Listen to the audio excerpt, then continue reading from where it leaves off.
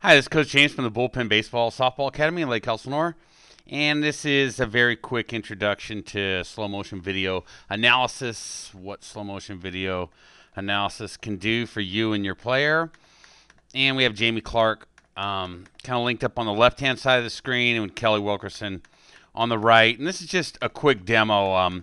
These are both really good college players, and just to kind of show you how we link them up at 60 frames every second, and kind of what we do for your player is we put your player up on the left or right-hand side of the screen. As you can see, we can turn these hitters around to hit left-handed or right-handed, and kind of look at the similarities and the differences and some of the fundamental concepts that we find in all swings. I know some people may want to, kind of say that there's some different fundamentals, and why would, do all high-level hitters really look the same? Are they doing things the same? And, well, the answer to that is yes, for a number of reasons. And the first reason is timing. When we talk about timing, the time it takes for a pitch in fast pitch softball to get from the pitcher's hand into your zone, and then the time it takes to launch a barrel from the start of the swing down into the ball. So what I've done here now is I brought Jenny Finch up on the left and Jessica Mendoza on the right, and we're just going to quickly go through one of the simple concepts. It's a very important concept when you talk about fast pitch softball. When you talk about baseball also, the timing is actually really similar for both of them. But what we do is we kind of notice Jenny, as Jenny goes into toe touch on the front side, we see her barrel kind of loading in this direction. Same thing with Jessica. She'll load here. We're looking for toe touch on the front side, which is basically when the load stops, which is what I'm saying is that as she gets into toe touch, we'll begin to see the bat unload this way. And the same thing as Jessica gets into toe touch, we'll see the bat unload this way. And we're talking about timing, just how long does it take to launch a bat down into the ball. And so I'm going to actually get through this really quick because I do want to bring up a few students just to kind of see what we can do with your players and how this type of video analysis will help out your player. And so right here, I'm going to back it up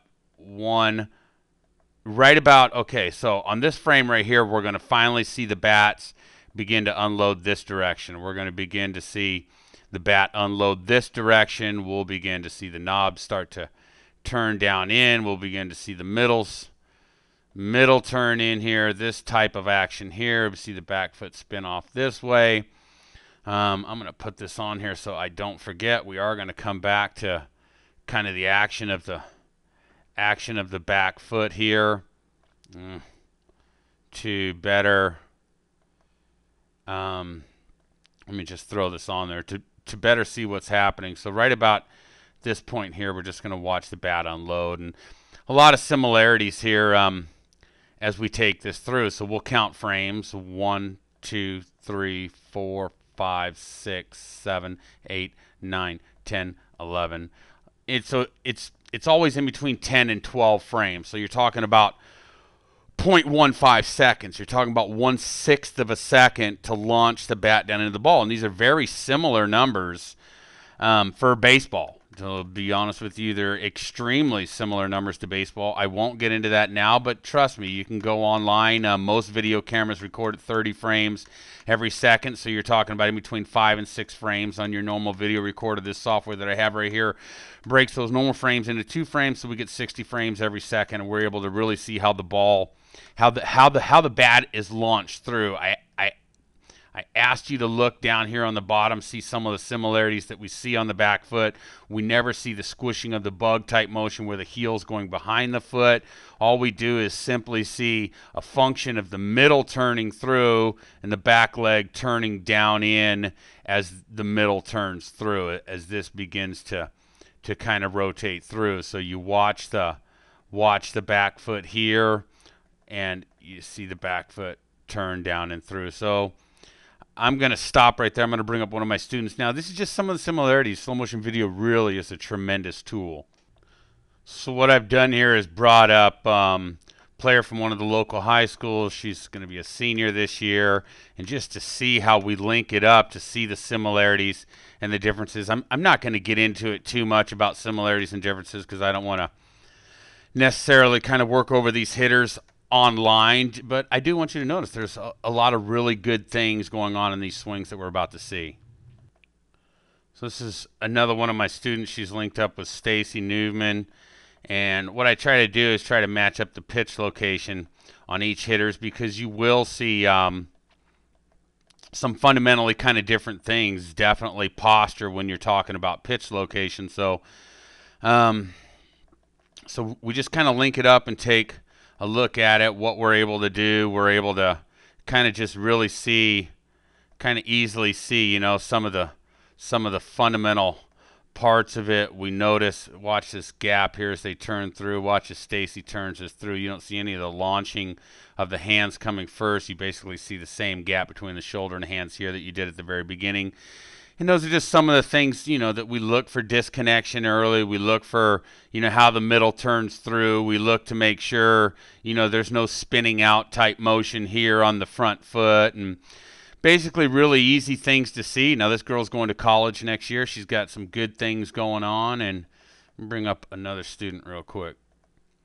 We brought up Jessica Mendoza on the left, and another one of my hitters on the right-hand side. One more hitter that's off to college this year as well. And what we're able to do is just really kind of break it down. Take a look at what's going on. Take a look at what's working well and what's not working well. Basically, if you can emulate the high-level swing, you will emulate the results of the high-level swing. Pretty easy concept. Bring up one more.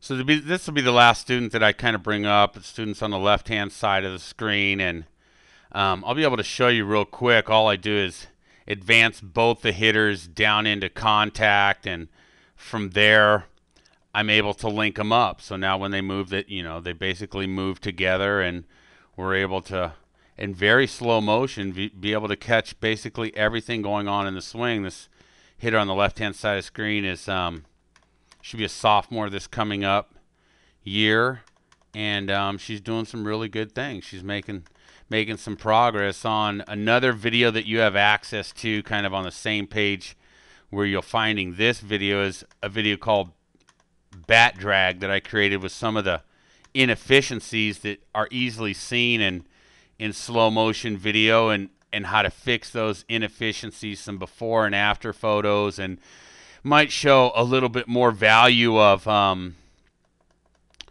slow motion video than kind of what we're seeing here, because I'm not going to begin to create these types of lines and stuff through here, you know, kind of looking at, you know, really this hitter's doing some good stuff. There's, you know, she's creating some really good movements that we see here, but I'm not going to bring my students up kind of here and, you know, necessarily go through some of the inefficiencies that they're kind of working on, although this kid's made some big progress and she looks really good. But take a look at the Bat Drag video and you'll see some more information on slow motion video. But I'd like to work with any and all of you that happen to be watching this right now. Slow motion video is really a big tool. It's a huge tool. I'm going to say it again.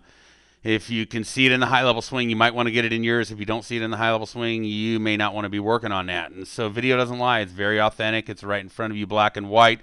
Really helps the coach or instructor to get across the point. There's no where you're telling a player to do something, they're looking at you in the eyes and going, am I really doing it? Well, we bring up the video and there's no doubt about it. You know, the real kind of recognition in their eyes when they're watching the video, when they're watching themselves and they create these movements is it's worth every penny. And so video doesn't lie, and it's a good way to get people motivated to really get detailed, really kind of focus in on what they individually need to work on. So thank you very much for your time, and I look forward to hearing from you.